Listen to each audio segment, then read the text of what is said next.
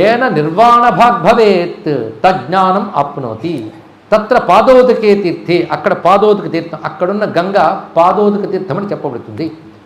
కృత సర్వోదక క్రియ, ఎందుకంటే విష్ణువు అక్కడికి వచ్చి కాళ్ళు కడుక్కున్నట్టు అక్కడ, అందుకే పాదోదక తీర్థం అని పేరు. అది ఆదికేశవ స్వామి, అక్కడే జ్ఞానకేశవాత ఇలాంటి నామాలతో స్వామి ఉంటాడండి.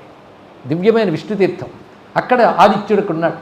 విలోక్య కేశవాదిత్యం ముచ్యతే జన్మపాతకై. ఆ పాదోదక తీర్థంలో స్నానం చేసి ఎవరు కేశవాదిత్యుడిని చూస్తారో వాడు పాతకములని తొలగుతాయి. అగస్తే రథసప్తమ్యాం రవివారో యదాప్యతే తదా పాదోదకే తీర్థే ఆదికేశవ సన్నిధో. రవివారం కానీ సప్తమి నాడు కానీ రథసప్తమి నాడు కానీ స్వామిని దర్శించడం చాలా విశేషము సుమా అని చెప్తూ, సప్త విధములైన పాపములు పోగొట్టగలిగేది సప్తమి. అందున మాకరీ సప్తమి అంటే మాఘమాసంలో వచ్చే సప్తమి అంత గొప్ప సుమా. ఎందుకంటే పాపాలు 7 రకాలుగా ఉంటాయి. 7 రకాలు పోగొట్టగలిగే శక్తి సూర్యారాధనకు ఉన్నది.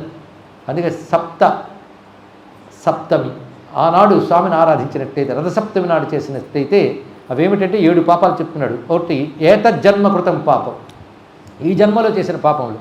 యచ్చ జన్మాంతరార్జితం, మునుపటి జన్మల నుండి తెచ్చుకొచ్చినవి. మునుపటి జన్మ నుండి కాదు, మునుపటి జన్మల నుండి తెచ్చినవి. అది రెండవది. మొదటిది ఏతజ్జన్మ కృతం పాపం, రెండవది జన్మాంతరార్జితం.